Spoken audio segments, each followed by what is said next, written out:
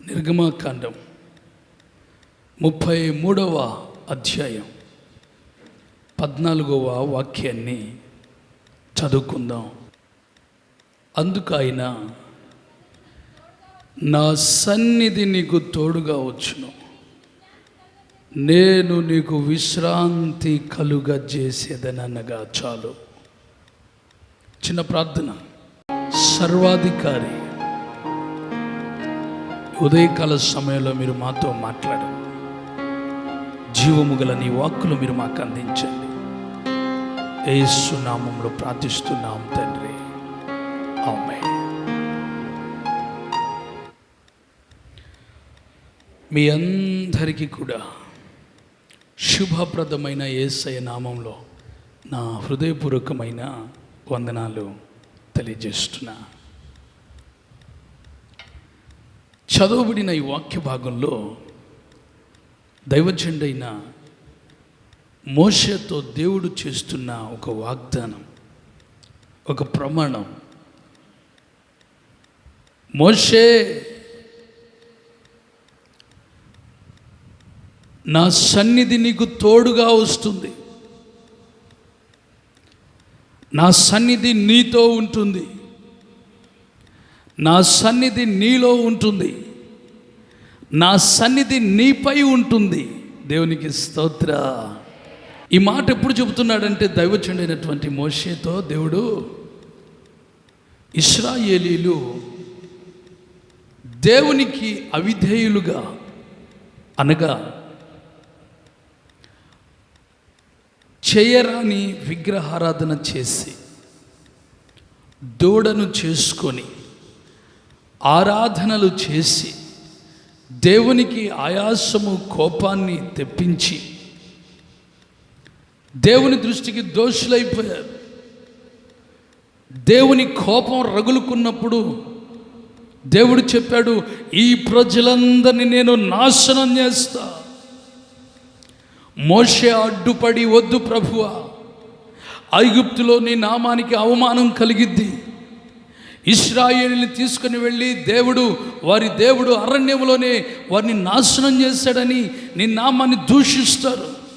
వద్దు ప్రభువా, కృపను జ్ఞాపకం చేసుకో, వాత్సల్యమును జ్ఞాపకం చేసుకో, నీ ప్రజలతో మీరు చేసిన వాగ్దానం జ్ఞాపకం చేసుకోండి అని దేవుని సన్నిధిలో బ్రతిమలాడితే, సరే నాశనం చేయనన్నాడు దేవుడు. ఆ తర్వాత వాళ్ళు అక్కడ నుంచి బయలుదేరి వెళ్ళాలి, సీనాయి పర్వతం దగ్గర నుంచి. ప్రభు అంటాడు, నేను మీతో రాను, ఈ ప్రజలతో రాను. మోషే, నీవే వీళ్ళని తీసుకుని వెళ్ళు. ఈ లోబడని ప్రజలు, మెడవంచని ప్రజలు, వీరితో నేను రాలేను, వీరిని తీసుకుని వెళ్ళు నీవు. మోషే అంటాడయ్యా, నీవు రాకపోతే నేను వెళ్ళలేను, నీ సన్నిధి నాకు తోడుగా రాకుండా నేను వెళ్ళను, నీవు నాతో వస్తే నేను వెళతా. చప్పట్లు కొట్టి దేవునికి స్తోత్రం చెల్లించుదా. హల్లెలూయా. దేవుని సన్నిధిలో ఆయన పాదాలు పట్టుకొని కొన్ని దినాలు బ్రతిమలాడి ఏడ్చి కన్నీటితో ప్రార్థించాడు. దేవుడు మోషే ప్రార్థన ఆలకించి అంటున్నాడు, ఏమన్నా తెలుసా? మోషే, దిగులు పడకు, భయపడకు, కన్నీరు కార్చుకో, ఏడవకు, నా సన్నిధి నీకు తోడుగా వచ్చును. ఆమేన్. హల్లెలూయా, హల్లెలూయా. ఈ రోజున ప్రభు మనతో మాట్లాడుతున్నాడు, నా సన్నిధి నీకు తోడుగా వస్తుంది. శ్రమలో ఉన్నావు, నీకు తోడుగా వస్తుంది. చెదిరిపోయావు, నీకు తోడుగా వస్తుంది. నీ హృదయంలో గాయమైంది, నీవు కట్టబడినట్లుగా నా సన్నిధి తోడుగా వస్తుంది. నీ కుటుంబంలో కలతలు వచ్చాయి, నా సన్నిధి తోడుగా వస్తుంది. కరోనా భయముతో కలత చెందుతున్నావు, నా సన్నిధి నీకు తోడుగా వస్తుంది. నువ్వు అధైర్యపడద్దు, నా సన్నిధి నీకు తోడుగా వచ్చును. ఆమేన్. అయితే ఆయన సన్నిధి మనకు తోడుగా రావాలంటే మనం చేయాల్సిన పని ఏంటి? నంబర్ 1, ఆమోసు గ్రంథం 4వ అధ్యాయం 12వ వాక్యం చదువుకుందాం. కాబట్టి ఇశ్రాయేలీయులారా, మీ ఎడల నేను ఇలాగున చేయుదును గనుక ఇశ్రాయేలీయులారా, మీ దేవుని సన్నిధిని కనబడుటకు సిద్ధపడుడి. దేవునికి మహిమ కలుగును గాక. దేవుని సన్నిధి మనకు తోడుగా రావాలంటే మనం చేయాల్సిన పని ఏంటో తెలుసా? నంబర్ 1, దేవుని సన్నిధిలో కనబడటానికి మనం సిద్ధపడాలి. దేవుని స్తోత్ర. బండ సందున పావురమా, పేటు పీటులో పావురమా, ప్రియుడు నిన్ను కోరినాడు, కలత చందకుమా, వరుడు నిన్ను కోరినాడు, భీతి చందకుమా, సిద్ధపడుమా ఓ సంగమా, సిద్ధపడుమా ఓ సంగమా, యేసు వచ్చు వేళాయే వేచియుండుమా, క్రీస్తు వచ్చు వేళాయే వేచియుండుమా. బండ సందున పావురమా, చేతులెత్తి అందరూ హల్లెలూయా. మీరు నా సన్నిధిలో కనబడినట్లుగా సిద్ధముగా ఉండండి. ఆయన సన్నిధి మనకు తోడుగా రావాలంటే మనం ఆయన సన్నిధిలో కనబడాలి. నేను మీతో రాను అని మోషేతో చెప్పినప్పుడు మోషే దేవుని సన్నిధిలో కనబడి కన్నీరు కార్చి రోదించి విలపించి ప్రార్థించి, నీవు రాకపోతే నేను వెళ్ళను అని ఆయన సన్నిధిలో అక్కడ కూర్చున్నాడు మొండికతో. అంతే. అంటే ఇదిగో నీ సన్నిధికి నేను వచ్చాను.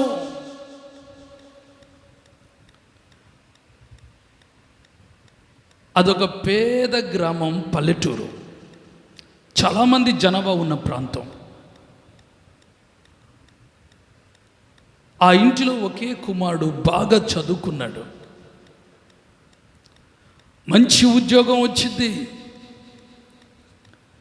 తల్లిదండ్రులు కష్టార్జితం అంతా పెట్టి చదివించారు, గొప్ప ప్రయోజకుడు అవుతాడు అనుకుంటూ ఉన్న సమయంలో ఆ యవనస్తుడికి కుష్టు వచ్చింది. తర్వాత శరీరం అంతా అంటువ్యాధి లాంటి జలొచ్చింది. ఆ ఊర్లో వాళ్ళందరూ మీ అబ్బాయిని చంపేస్తారా లేకపోతే మమ్మల్ని అందరినీ చావమంటారా? ఎందుకంటే అది అంటువ్యాధి, ఒళ్ళంతా చిల, కుష్టు చూస్తే ముఖానికి కాళ్ళకి చేతులకి బహు దారిద్ర్యంగా ఉంది. బాగా చదువుకున్నాడు, ఒక మాట చెప్పాలంటే రేపో మాపో ఒక కలెక్టర్ కావాలి. అలాంటి పరిస్థితుల్లో ఆ అబ్బాయికి మత్తు ఇంజెక్షన్ ఇచ్చి తాను తెలియనటువంటి ప్రాంతానికి తీసుకుని వెళ్ళిపోయి ఆ పట్టణంలో వదిలిపెట్టి వచ్చేసారు. తనకి మత్తు వదిలిపోయిన తర్వాత తను లేచి ఎక్కడున్నాను ఏంటి అని చూసుకున్నాడు. మొత్తానికి తాను ఇంటికి ఎలా తిరిగి వెళ్ళాలో అర్థం కాని పరిస్థితి, భాష తెలీదు, ప్రజలు తెలీదు. మొత్తానికి అక్కడ కనీసం ఎవరితోనూ పలకరించుదామంటే ఏమీ భాష రాని పరిస్థితులు కనుక ఆకలి అలమటించిపోతున్నాడు. ఎవరి ఇంటి ముందుకు వెళ్ళి అమ్మ అన్న కూడా ఎవరు అన్నం పెట్టట్లేదు. ఎందుకంటే తన రూపం చూస్తే బాగాలేదు, తన శరీరం చూస్తే బాగాలేదు, త్రోసివేయబడిన స్థితిలో ఉన్నాడు. అలాంటి దారిద్ర్యమైన దయమైన స్థితిలో ఓ మందిరం దగ్గర ఆరాధన జరుగుతూ ఉంటే ఆ మందిరం దగ్గరకు వెళ్ళాడు. అక్కడ వాళ్ళందరూ నెట్టేశారు. ఎందుకంటే ఆయన రూపం బాగల, ఆయన శరీరం బాగల. వెళ్ళు వెళ్ళు అని కర్ర తీసుకుని కుక్కను తోలేస్తే చాలామంది భిక్షకులు అక్కడ కూర్చొని భిక్ష పడుకుంటూ ఉన్నారు. మరుసటి వారం ఏం చేశాడో తెలుసా? ఆ భిక్షగాళ్లతో పాటు లైన్లో కూర్చున్నాడు. ఎందుకు కూర్చున్నాడంటే భిక్షం వేస్తారేమోనని. శరీరం కనబడకుండా దుప్పటి కప్పుకొని ఆడ కూర్చుంటే అక్కడ ఒక తెలుగు ప్రసంగం వినబడుతుంది. ఏమని తెలుసా? దేవుని సన్నిధిలో నీవు కనబడితే దేవుడు నిన్ను దృష్టించి నిన్ను దర్శించి నీ జీవితంలో కార్యం చేస్తాడు. ఆమేన్, హల్లెలూయా. మొత్తానికి ఆ మాట ఆ యవనస్తుడు చెవిలో పడిన తర్వాత నేను దేవుని సన్నిధిలో కనబడాలి అనే ఆశ కలిగింది. మరి దేవుని సన్నిధికి వెళ్ళాలంటే ఎవరు రానిట్లేదుగా. ఎలా? ప్రతి వారం కూడా భిక్షకుల్లాగానే వెళితే మొదట్లో కూడా కూర్చోకుండా చివరిలో ఎక్కడ త్రోసేసి చివరిలో కూర్చోబెడితేనా అక్కడ కూర్చొని ఆయన ఏమనుకున్నావాడో తెలుసా? నేను దేవుని సన్నిధిలో కనబడటానికి వచ్చా. దేనికి వచ్చాను? తినటానికి తిండి లేదు, చేర్చుకునే వాళ్ళు ఎవరు లేరు, ఉండటానికి ఇల్లు లేదు, ఏదో చెట్ల క్రింద ఉంటున్నాడు, ఏదైనా దొరికితే తింటున్నాడు, లేకపోతే లేదు. అలాంటి దురవస్థలో ఉన్నటువంటి తాను, ఆ యవనస్తుడు ఆ స్థితిలో ఉండగా ఆయన సన్నిధిలో కనబడాలనే ఆశ కలిగింది. ప్రతి వారం భిక్షం కొరకు కాక దేవుని సన్నిధి కనబడాలని వెళ్ళి ఆ గేటు బయట కూర్చొని ఆయన మాటలు వింటూ కూర్చుంటూ ప్రారంభించాడు. ఆయన సన్నిధిలో ఎప్పుడైతే కనబడటం ప్రారంభించాడో అక్కడికి వేలాది మంది ప్రజలు వస్తున్నారు, కానీ వారందరూ దేవుని సన్నిధిలో కనబడాలని రావట్లా. ఆయన సన్నిధిలో కనబడాలని వస్తున్నటువంటి ఆ యవనస్తుడిని ప్రభు చూచాడు. ఆయన గాయపడిన హస్తము చాచాడు, ఆ బిడ్డను ముట్టి స్వస్థపరచాడు. చప్పట్లు కట్టి గట్టిగా దేవునికి స్తోత్రం చెల్లించుదా. హల్లెలూయా, హల్లెలూయా. దైవజనుడైన దావీదు అంటాడు 42వ కీర్తన 2వ వచనం, నా ప్రాణము దేవుని కొరకు తృష్ణగొనుచున్నది, జీవము గల దేవుని కొరకు తృష్ణగొనుచున్నది. ఒకసారి ఆ వాక్యాన్ని చదువుదాం రండి. 42వ కీర్తన 2వ వచనంలో, సన్నిధికి నేనెప్పుడు వచ్చేదను, ఆయన సన్నిధిని నేనెప్పుడు కనబడేదను. చప్పట్లు కొట్టి దేవునికి స్తోత్రం చెల్లించండి. హల్లెలూయా, హల్లెలూయా. నేనెప్పుడు వెళ్ళాలి ఆయన సన్నిధికి, నేనెప్పుడు రావాలి ఆయన సన్నిధికి, నేనెప్పుడు కనబడాలి ఆయన సన్నిధిలో అని ఆయన సన్నిధి కొరకు ప్రాణము తృష్ణగొంటుందట. అలా తృష్ణతో ఆశతో ప్రభు సన్నిధికి రావటం ప్రారంభించగా ప్రభు దర్శించటం ప్రారంభించాడు. అయితే ఆ దర్శించక మునుపు ప్రభు చేసిన పని ఏంటో తెలుసా? అతనికి ప్రత్యక్షమై తన పాప దోషములన్నీ ఆయన రక్తంతో కడిగేశాడు. ఆమేన్. ఎప్పుడైతే తన దోషాలు పాపాలు కడగబడ్డాయో తన రోగము స్వస్థత కలిగింది. ఆమేన్. అందుకొరకే 90వ కీర్తన 8వ వచనంలో దైవజనుడు అంటాడు, మా దోషములు నీ ఎదుట ఉంచుకొని ఉన్నావు, నీ ముఖ కాంతిలో మా రహస్య పాపములు కనబడుతున్నాయి. అంటే ప్రభు సన్నిధిలో కనబడినప్పుడు ఏం జరిగిద్ది అంటే మనలో ఏమున్నాయో ప్రభు కనబడతాయి. అప్పుడు మనం ప్రభు దగ్గర వాటన్నిటిని కూడా శుద్ధి చేసుకోవాలి. ఆమేన్. కడుగుకోవాలి. ఆమేన్. హల్లెలూయా. చెప్పండి స్తోత్ర. హల్లెలూయా. నన్ను కడిగి శుద్ధీకరించు కల్వరి రక్తముతో, నేను హిమము కన్నా తెల్లగాను, పూర్తిగా తెల్లగాను. నన్ను కడిగి శుద్ధీకరించు కల్వరి రక్తముతో, నేను హిమము కన్నా తెల్ల, పూర్తిగా తెల్లగాను.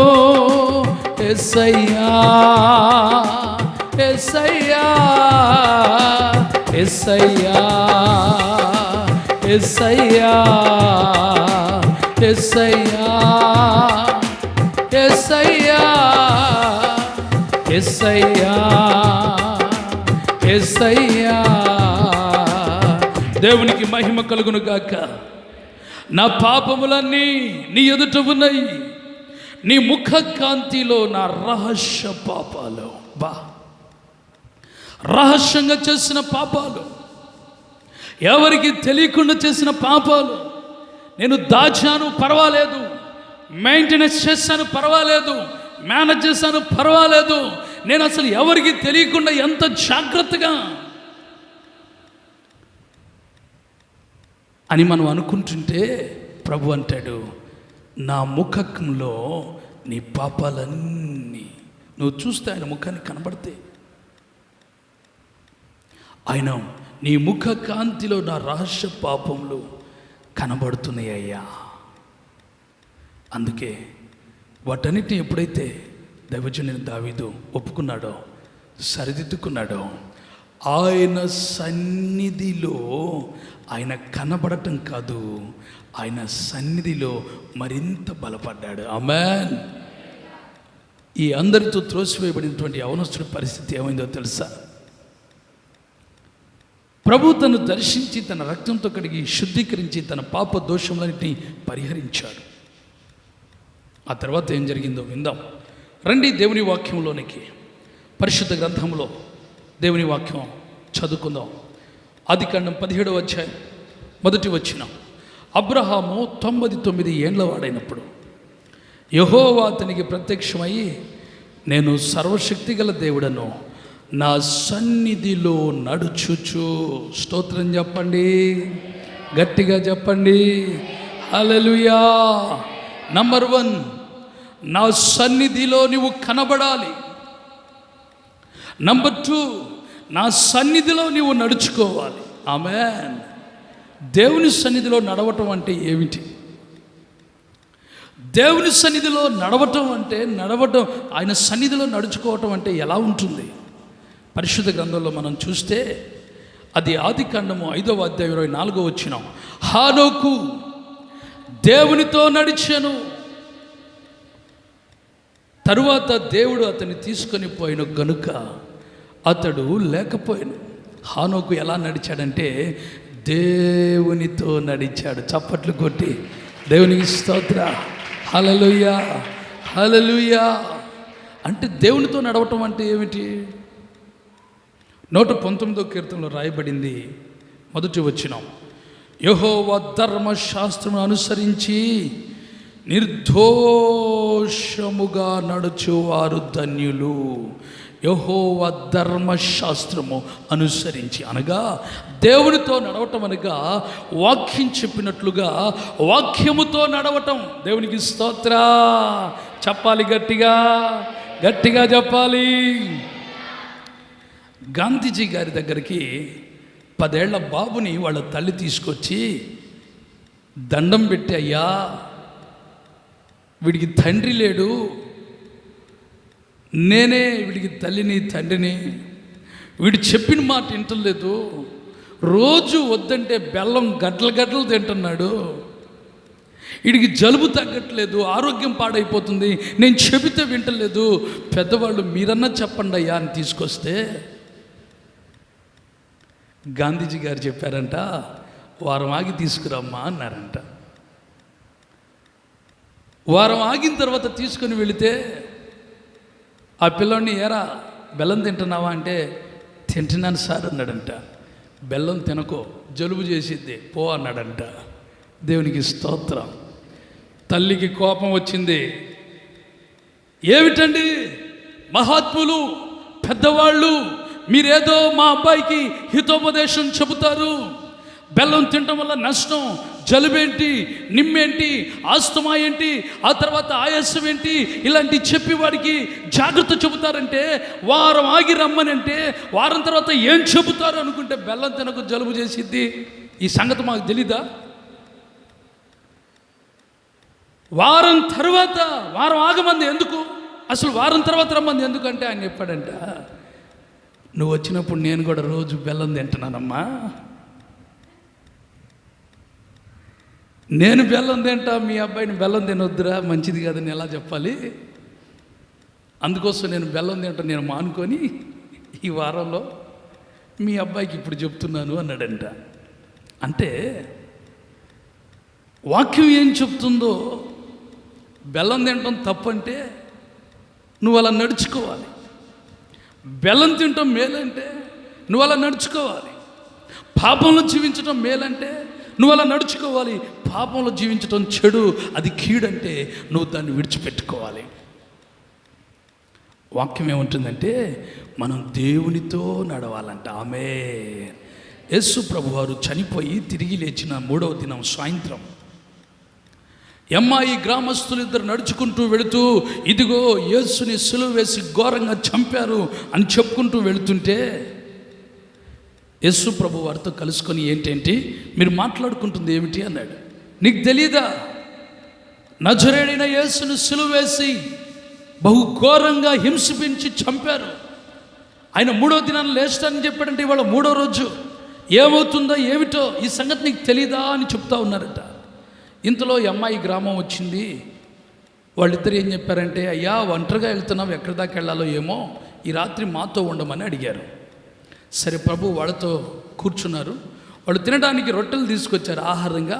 ప్రభు విరిచి వాళ్ళకి ఇచ్చారు. వాళ్ళు తింటూ ఉండగా వాళ్ళ కన్నులు తెరవబడ్డాయట. ప్రైజ్ ద లార్డ్, హల్లెలూయా. అంతలో ప్రభు అక్కడ అదృశ్యుడైపోయారు. అప్పుడు వాళ్ళు ఏమనుకుంటారంటే, మనం దారిలో నడుచుకుంటూ వస్తూ ఉన్నప్పుడు, ఆయన మనతో మాట్లాడుతూ ఉన్నప్పుడు మన హృదయాలు మనలో మండలేదా? చప్పట్లు కొట్టి గట్టిగా దేవునికి స్తోత్రం చెల్లించుదా. హల్లెలూయా. ఆయన చెప్పినట్లుగా నువ్వు నడుస్తున్నప్పుడు నీ హృదయంలో ఆత్మీయ మంట, నీ హృదయంలో ఆత్మీయ వేదన. నేను ఎందుకు ఇలా నడవలేకపోతున్నా, ఎందుకు ఇలా జీవించలేకపోతున్నా, ఎందుకు ఇలా బ్రతకలేకపోతున్నా, ఎందుకు ప్రభు కోసం ఇలా చేయలేకపోతున్నా? హానోకు దేవునితో నడిచాడే. అబ్రహాము, ఇస్సాకు, యాకోబు ఇలా చెప్పుకుంటూ పోతే అనేక మంది భక్తులు దేవునితో నడిచారు. నడుస్తూ ఉన్నప్పుడు వాళ్ళకు శ్రమలు వచ్చాయి. గుర్తుపెట్టుకోవాలి, దేవునితో నడవాలి అనుకున్నప్పుడు, దేవునితో సాగాలి అనుకున్నప్పుడు నీకు శ్రమలు వస్తాయి. బాగా ప్రార్థన చేయాలి అనుకో, శ్రమలు వస్తాయి. దేవుని పర్ఫెక్ట్గా వెంబడించాలి అనుకో, నీకు శ్రమలు వస్తాయి. ఎప్పుడైతే నువ్వు దేవునితో నడవాలి అనుకుంటున్నావో నీ జీవితంలో పలు రకాలైన ఆటంకాలు వస్తాయి. ఆ ఆటంకాలన్నిటినీ అధిగమించాలంటే నువ్వు అన్నిటిపై త్యాగంతో ప్రభు కొరకు నిలబడాలి. దేవుని స్తోత్ర చెప్పండి, హల్లెలూయా. కొలస్సీ 1:10 రాయబడింది. ఏమో తెలుసా? ప్రభువును సంతోషపెట్టినట్లు ఆయనకు తగినట్లుగా నడుచుకొనవలెనని. మనం ఎవరిని సంతోషపెట్టాలి? ప్రభువుని సంతోషపెట్టినట్లుగా ఆయనకు తగినట్లుగా నడుచుకోవాలి. స్తోత్ర.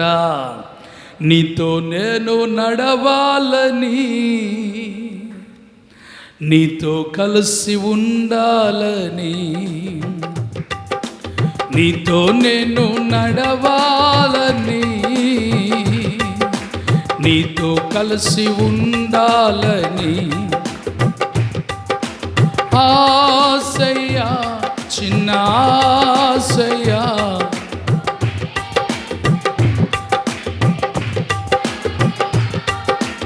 ఆశయ్యా, చిన్న ఆశయ్యా, ఓ యేసయ్యా నీవే తీర్చాలయ్యా, నీతో నేను నడవాలని,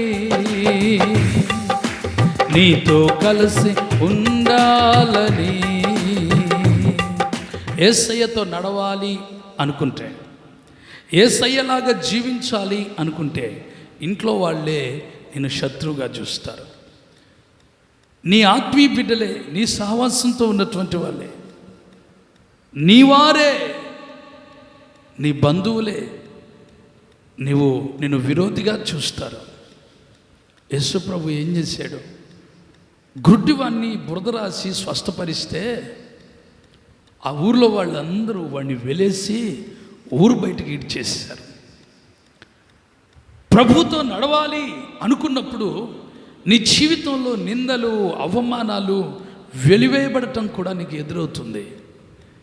నేను ఇందాక చెప్పిన యవనస్తుడి జీవితంలో తాను స్వస్థత పొందిన తర్వాత ఎక్కడ కూర్చున్నవాడు? గేటు బయట భిక్షకుడిగా కూర్చున్నాడు. ప్రభు స్వస్థపరిచిన తర్వాత మందిరంలో అనగా దేవునితో నడవటం ప్రారంభించాడు. దేవుని స్తోత్ర. అనగా మందిరం లోపలికి వచ్చి ఆయన సన్నిధిలో కూర్చోవటం ప్రారంభించాడు. స్తోత్రం చెప్పండి గట్టిగా, హల్లెలూయా, హల్లెలూయా. ఎప్పుడైతే ఆయన సన్నిధికి వచ్చి కూర్చుంటున్నాడో దేవుడు ఇంకా ఆయన బలపరచడం ప్రారంభించాడు. దేవుడు ఆయన ధైర్యపరచడం ప్రారంభించాడు. వాక్యంతో నడవటం ప్రారంభించాడు. వాక్యానుసారంగా జీవించడం ప్రారంభించాడు. వాక్యపు లోతుల్లోనికి వెళుతున్నాడు. మోకాళ్ళ అనుభవంలోనికి వెళుతున్నాడు. వాక్యములో అనేకమైన సత్యాలు తెలుసుకుంటున్నాడు. ఇక తన జీవితం ఎలా ఉందంటే యేసుతోనే సాగిపోవాలి. దేవునికి స్తోత్రం. కొన్ని రోజుల తర్వాత ఆ యవనస్తుడు ఆధ్యాత్మికంగా బలపడుతూ ఉన్నప్పుడు ఆ సంఘంలో పరిశుద్ధాత్మతో నింపబడి ఆత్మపూర్ణుడుగా ఉండి అనేకమైన ప్రవచనాలు దేవుడు ఆయన ద్వారా తెలియజేస్తున్నాడు. సంఘంలో జరిగే విషయాలు, సంఘంలో జరుగుతున్న విషయాలు బోధిస్తూ ఉన్నాడు, లేక చెబుతూ ఉన్నాడు. మెల్లగా సండే స్కూల్ పరిచర్యను ఇచ్చారు. సండే స్కూల్ పరిచయం నమ్మకంగా చేస్తూ ఉన్నాడు. తర్వాత ఆ సంఘంలో ఉన్న చిన్న బ్రాంచీ సంఘం ఉంటే ఆ పరిచయం ఇచ్చారు. దాన్ని బాగా ఆ చిన్న బ్రాంచ్ పరిచయం ఒక 10 మంది విశ్వాసులను అప్పగిస్తే ఓ సంవత్సరం తిరిగి వచ్చేసరికి 100 మంది విశ్వాసం చేసి రాత్రి పగళ్ళు ఇక దేవునితో నడవాలి అని ఆ దృష్టితో తను సాగిపోతూ ఉన్నాడు. దేవునితో నడవాలి అనుకున్నటువంటి తన అనుభవం 3వ స్టెప్ ఎక్కడికి వచ్చిందో తెలుసా? దేవుని కొరకే జీవించాలి.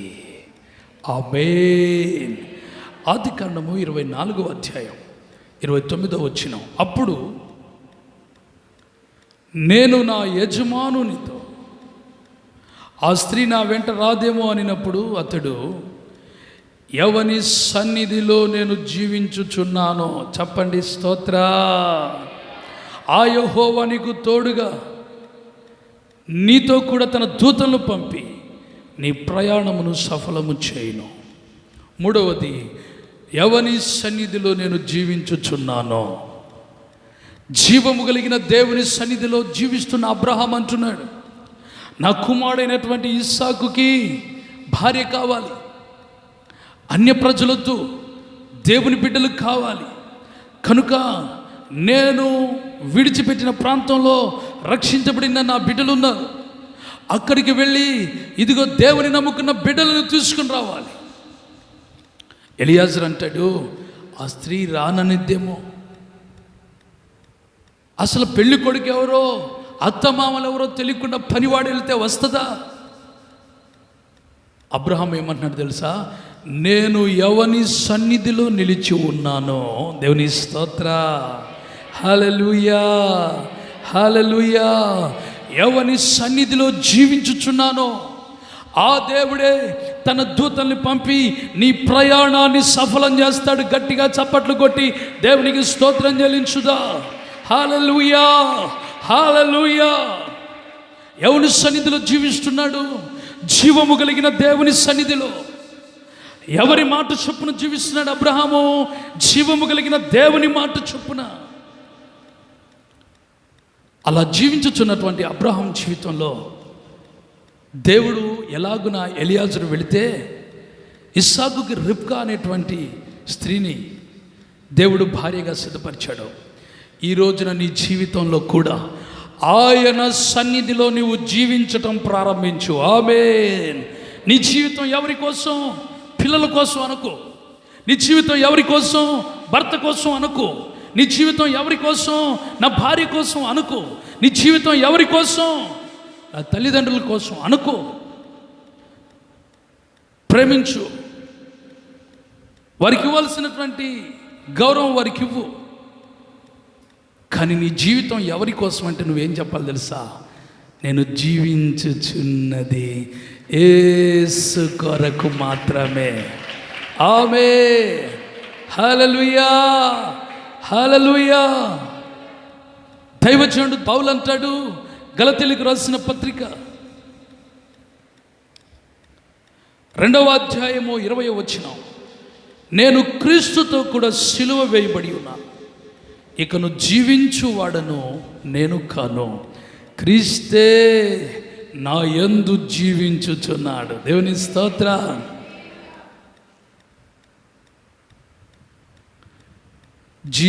జీవించుచున్నది నేను కాను,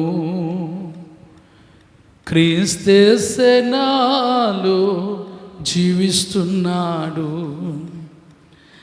ఏదేమైనా నాకు యేసే కావాలి,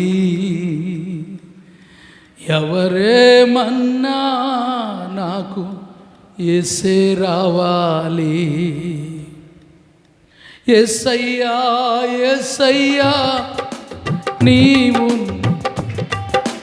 యేసయ్యా యేసయ్యా నేనుండలేనయ్యా. జీవించువాడను నేను కాను, క్రీస్తే నాలో జీవించును.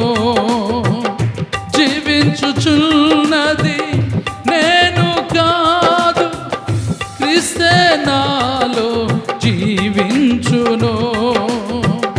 సాక్ష్యమిచ్చిన పౌలు వలే సాక్షిగా నేను జీవింతును. యేసయ్యా నీ కొరకే నేను జీవింతును. యేసయ్యా నీ కొరకే నన్ను సమర్పింతును. జీవించేది నేను కాదు, క్రీస్తు కొరకే నా జీవితం. ఇలా క్రీస్తు కొరకు ఆ యవనస్తుడు సాగిపోతుండగా ఆ సంఘాన్ని నడిపిస్తున్నటువంటి దైవజనుడు వృద్ధుడైపోయాడు. ఆయన చనిపోయాడు. చనిపోకముందు ఆయన ఏం చెప్పాడు తెలుసా? ఒక భిక్షకుడుగా మన సంఘం గేటు బయట దేవుని సన్నిధిలో కూర్చున్నప్పుడు దేవుడు చెప్పాడు, ఇదిగో అతన్ని నా సేవకు ఏర్పాటు చేసుకుంటున్నా. ఆమె ఈ పరిచర్య, ఈ యొక్క మినిస్ట్రీస్ని అతనికి అప్పగించమని దేవుడు చెప్పాడు. కనుక నా తర్వాత ఈ పరిచర్యను ఆయనకు అప్పగించండి అని ఆ పెద్ద దైవజనుడు చెప్పి చనిపోయాడు. దేవుని బిడ్డలారా, ఎక్కడో గేటు బయట భిక్షకుడుగా భిక్షమెత్తుకుంటూ బ్రతికినటువంటి ఆ వ్యక్తి ఇప్పుడు ఏ చర్చి ముందు భిక్షమెత్తుకున్నాడో అదే దేవుని మందిరములో గొప్ప దైవజనుడు ఓ సమస్తకయ్యాడు. ప్రైజ్ ది లార్డ్, హల్లెలూయా, హల్లెలూయా. దీనికి కారణం ఏంటంటే జీవించేది క్రీస్తు కొరకు. దేవుని సన్నిధికి కనబడాలని వచ్చాడు. కనబడిన తాను దేవునితో నడవాలనుకున్నాడు. దేవునితో నడిచేటప్పుడు దేవుని కొరకే జీవించాలనుకున్నాడు. అప్పుడు దేవుడు తన జీవితంలో చేసిన కార్యాలు, ఆ తర్వాత తన బంధువులు, తన స్నేహితులు, తన ఊరు వాళ్ళందరూ తెలుసుకొని రాష్ట్రాలు బయట ఎక్కడో ఉన్నటువంటి ఆ దైవజనుడి దగ్గరికి వచ్చి, ఆ ఊరి వాళ్ళందరూ త్రోసేసిన వాడు సైతం వచ్చి ఆ దైవజనుడి ఎదుట సాగిలు పడ్డారు. దేవుని బిడ్డలారా, ఇంతటి గొప్ప కార్యం జరగటానికి కారణం ఏంటో తెలుసా?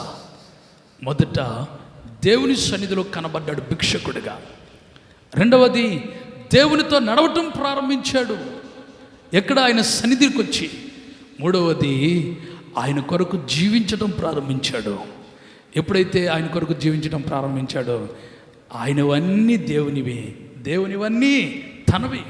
ఇప్పుడు దేవునివన్నీ నీవు కావాలి, నీవన్నీ దేవునివి కావాలంటే నీవు దేవునితో డీప్గా లోతైన ఆత్మీయ అనుబంధం లోతుకి నువ్వు నడిపించబడాలి. దేవుని స్తోత్ర, ప్రైజ్ ది లార్డ్, హల్లెలూయా. దైవజనుడైనటువంటి మోషేతో ప్రభు అంటున్నాడు, నా సన్నిధి నీకు తోడుగా వస్తుంది. నీవు నా సన్నిధిలో కనబడే వ్యక్తిగా ఉన్నావు. నా సన్నిధి నీకు తోడుగా వస్తుంది. నీవు నాతో నడుస్తున్నావు. నా సన్నిధి నీకు తోడుగా వస్తుంది. నీవు నా పరిచర్యలోనే జీవిస్తున్నావు. ఈ రోజున ప్రభు నీతో మాట్లాడుతున్నాడు.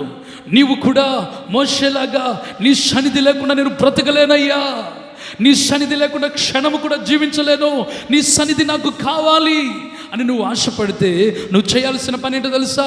ఆయన సన్నిధిలో నువ్వు కనబడటం మానుకోకూడదు. ఆయన సన్నిధిలో నువ్వు కనబడలేదు అంటే నువ్వు తప్పనిసరిగా దేవునికి దూరంగా ఉన్నావు. రెండవది, ఆయన సన్నిధిలో నువ్వు కనబడుతున్నావా, ఆయనతో నడవటంలో నువ్వు ఎక్కడ వెనకబడకూడదు. ఆయనతో నువ్వు నడుస్తూ ఉన్నప్పుడు శ్రమలు వస్తాయి. శ్రమలన్నిటినీ దైవజనుడైనటువంటి యెషయాతో ప్రభు మాట్లాడతాడు. సముద్రాలు పొరలి పొంగిన, అగ్ని జ్వాలలో నిన్ను కాల్చవలసి వచ్చిన, నదులు నీ మీద పొంగి పొర్లిన, అవి నీ మీదకు రానే రావు. దేవునికి స్తోత్ర, హల్లెలూయా. ఈ రోజున నీవు కూడా దేవునితో నడుస్తున్నప్పుడు నదులు పొంగి పొర్లుతాయి, సముద్రాలు పొంగి పొర్లుతాయి, అగ్ని జ్వాలలు నిన్ను కాలుస్తానంటూ వస్తాయి. ఇవన్నీ ఆత్మీయ జీవితంలో నువ్వు ఎదగకుండా వచ్చేటువంటి ఆటంకాలు. షడ్రకు, మేషకు, అబేద్నెగోలు దేవుని కొరకు చనిపోతారు కానీ సిద్ధమే కానీ ఈ శ్రమలకు భయపడము అన్నట్లుగా నువ్వు నిలబడితే వాటన్నిటినీ ఎదిరించి జయించి దేవునితో నువ్వు హానోకులాగా సాగిపోతావు. ఆమేన్. ఇక మూడవది, నేను జీవించేది దేవుని కొరకే.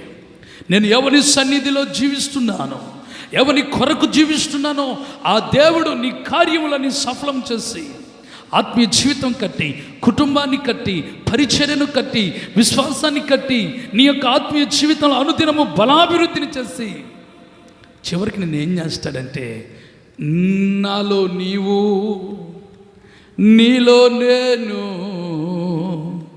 కలిసి ఉండాలయా. నాలో నీవు నీలో నేను కలిసి ఉండాలయా.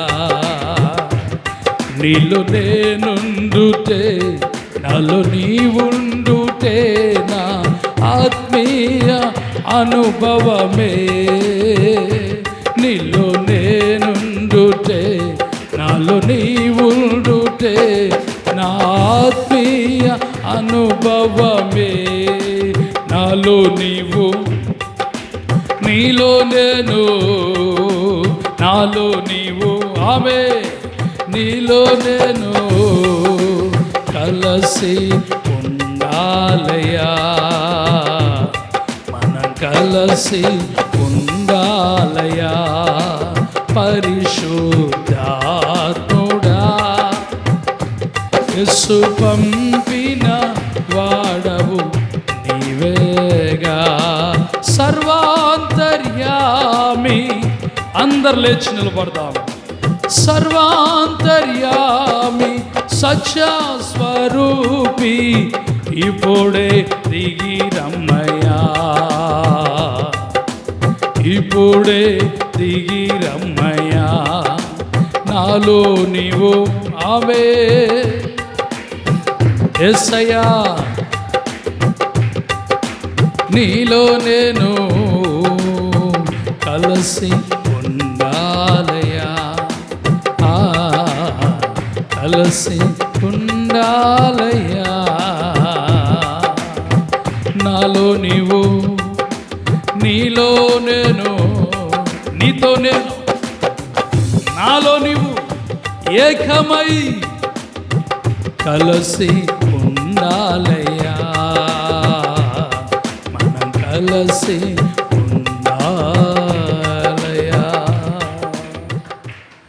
ఈ ఉదయకాల సమయంలో అందరిలాగున చేతులు పైకెత్తి, యేసయ్యలో నీవు, నీలో యేసయ్య ఏకమై జీవించే అంతగా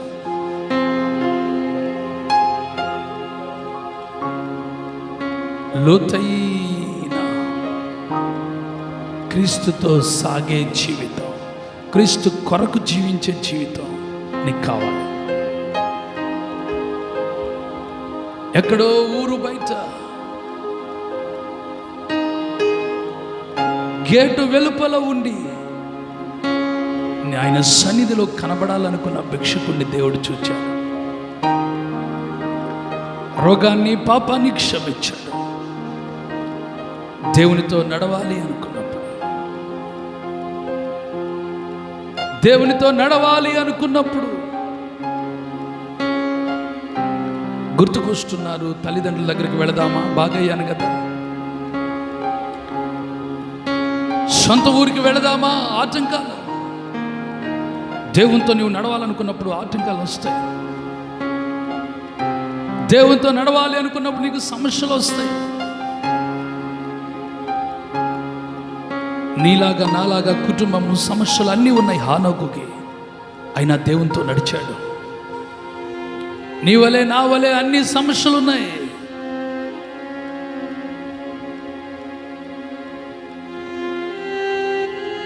అయినా దేవుని సన్నిధి విడవకుండా సాగిపోయాడు హానోకు. అందుకే దేవుడు అతన్ని తీసుకుని వెళ్ళిపోయాడు పరలోకానికి. అంటే హానోకు దేవునితో ఏకమైపోయాడు. నీవు నేను కూడా యేసయ్యతోనే జీవించాలి. అబ్రహాం అంటున్నాడు, నేను జీవించేది ఆయన సన్నిధిలో. ఎవరి సన్నిధిలో జీవిస్తున్నానో ఆయన నీ కార్యములు సఫలం చేస్తాడు. నేను జీవించేది క్రీస్తు కొరకే, నా కొరకు కాదు అంటున్నాడు పౌలు. ఈరోజు నువ్వు ఎవరి కొరకు జీవిస్తున్నావు? ఎవరిలో జీవిస్తున్నావు? క్రీస్తు కొరకు జీవిస్తే, క్రీస్తులో జీవిస్తే నీ జీవితానికి, నీ కుటుంబానికి అధికారిగా ఆయన నుండి నడిపిస్తాడు. వ్యాపారం లేదనో, ఆరోగ్యం బాగాలేదనో, కుటుంబంలో ఆర్థిక సమస్యలనో, పలు రకాల చింతలు చిక్కులు ఉన్నాయనో కలవరపడకు. క్రీస్తు కొరకు జీవించు. నీ జీవితాన్ని ఉన్నతమైన స్థానంలో ప్రభు నిలబెట్టబోతున్నాడు. భిక్షకుణ్ణి ఓ సంస్థకు అధికారిగా చేసినట్లు ప్రభు నిన్ను చేయబోతున్నాడు. దయగల తండ్రి, ఘనమైన శ్రేష్టమైన మీ నామానికి వందనాలు. మీరిచ్చిన మహాకృపను బట్టి, మహాభాగ్యమును బట్టి, ఈ పునరుద్ధాన ఆరాధనలో మీరు మాతో మాట్లాడినందుకు స్తోత్రాలు. స్తుతి ఘన మహిమలు మీకు చెల్లించాం. మీరు మాతో మాట్లాడారు, నీకు స్తోత్రాలయ్యా. నిజమే, మోషేకు నీ సన్నిధి తోడుగా వచ్చినట్లుగా మాకు కూడా నీ సన్నిధికి తోడుగా రావాలని మేము ఆశపడుతున్నాం. ఆశగల ప్రాణములు తృప్తిపరిచే దేవుడవు నీవు. అయితే మోషే నీ సన్నిధిలో కనబడేవాడిగా ఉన్నాడు. మోషే నీతో నడిచేవాడిగా ఉన్నాడు. మోషే నీ కొరకు జీవించిన వాడిగా ఉన్నాడు. మేము కూడా నీ సన్నిధిలో కనబడాలి. మేము కూడా నీతో నడవాలి, నీ కొరకు జీవించాలని ఈరోజు నువ్వు మాకు హెచ్చరిక చేస్తావు. ఈరోజు అందరూ నీతో నడవాలని, నీతో జీవించాలని తీర్మానం చేసుకుంటున్నారు. నీ బిడ్డలను జీవం కలిగిన నీ సేవకునిగా మనసారా దీవిస్తూ ఉన్నాను తండ్రి. ఆమేన్. తండ్రి అయిన దేవుని ప్రేమ, కుమారుడైన యేసయ్య కృప, పరిశుద్ధాత్మని సన్నిధి సదాకాలం మనందరికీ తోడుగా ఉండి నడిపించునుగాక. ఆమేన్, ఆమేన్, ఆమేన్. అందరికీ యేసయ్య నామంలో నిండైన వందనాలు.